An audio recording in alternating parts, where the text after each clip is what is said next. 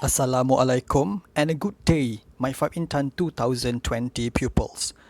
Today, we are going to continue our Unit 6 Self-Protection lesson with Vocabulary Practice 2. Before this, you had your Vocabulary Practice 1, and in that vocabulary practice, you learned about do's and don'ts. You used Wordwall group sort feature to sort the items into two categories, namely do's and don'ts. I could see that almost everyone in 5 Intan managed to complete these tasks without any errors. Well done! Today, in Vocabulary Practice 2, we are still going to use Wordwall, but with a different feature or game. It's called Hangman.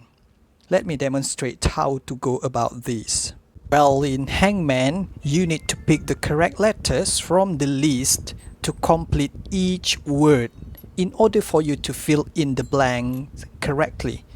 There are actually 15 questions altogether, and in each question, you are only given with 5 tries or 5 lives.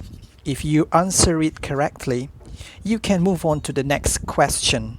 But if you fail, you will be virtually hanged to death. And I shall ask you to redo from the start.